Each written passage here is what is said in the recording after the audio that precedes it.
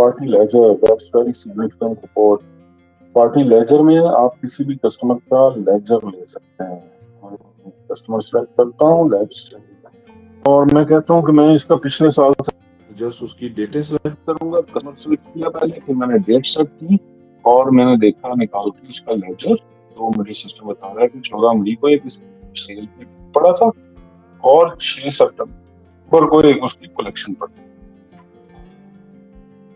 System मुझे ये भी बता रहा है कि 14 मई को जो बिल पड़ा था उसकी सेल की डिटेल है। ये सारी चीजें थी। 3,000 रुपए का बिल बना था, 2,000 रुपए कस्टमर से रिसीव हुए थे और 1,000 रुपया उसके बैलेंस में ड्यू थे।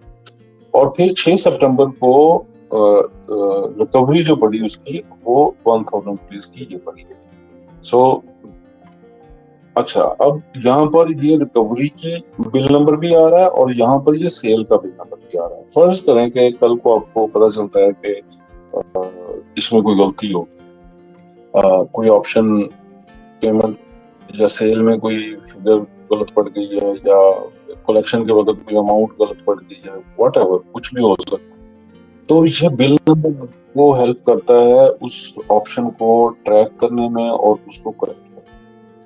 लेट्स से अगर सेल की एंट्री में कोई प्रॉब्लम है तो आप सेल ऑपरेशन के अंदर सेल की विंडो में जाएंगे और वहां पर ये बिल नंबर सर्च करेंगे।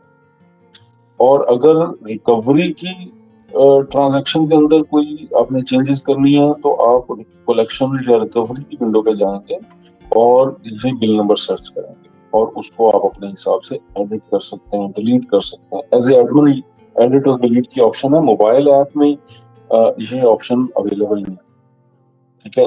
मोबाइल ऐप पे आपका फील्ड स्टाफ एक दफा एंट्री कर देता है तो वो उसको ना एडिट कर सकता है ना डिलीट कर सकता है। और अगर उससे कोई गलती हो गई है वाकई और तो वो आपको आके बताएगा, या एडमिन अकाउंट अगर आपने मैनेजर अकाउंट बनाया हुआ है और उसको राइट दिया हुआ है एडिट करने का या डिलीट करने का, तो वो उसको आके बताएगा कि भाई मुझसे ये फलाने कस्टमर ट्रांजेक्शन में ये मिस्टेक। जो मैनेजर है या जो आप हैं, आप उसको वेरीफाई करने के बाद सेल की विंडो पे जाके या रिकवरी की विंडो पे, फर्ज करते हैं ये रिकवरी है 5518 नंबर, तो ये मैं आपको एडिट करके दिखाता हूँ कि ये कैसे होती है। ऑपरेशन में आप जाएंगे, कलेक्शन रिकवरी की विंडो और यहाँ पे जाके आप फाइंड का बटन दबाएंगे और फाइंड का बटन दबाने के बाद आप देखेंगे कि आपको तमाम सिस्टम की रिकवरी जो है उनकी यहाँ पे लिस्ट मिल जाएगी और आप यहाँ पे 5518 सर्च करेंगे। आपने सर्च किया तो आप देखेंगे कि ये एंट्री वहां पे आ गई है और यहाँ पे जाके आप एडिट रिकवरी का ऑप्शन है, डिलीट रिकवरी का ऑप्शन है। आप डिलीट करेंगे तो ये एंट्री सिस्टम से डिलीट होगा और अगर आप उसको एडिट करते हैं तो वो एंट्री सिस्टम पे इस तरह सिलेक्ट होगी। आपने उसको बताया कि यार क्या 1,000 रुपया नहीं आया था, इससे इससे तो 800 रुपया रिसीव, तो आप उसको एडिट करके अपडेट करेंगे और कंफर्म करेंगे तो आपका सिस्टम वो एंट्री आपके सिस्टम के अंदर अपडेट होगी।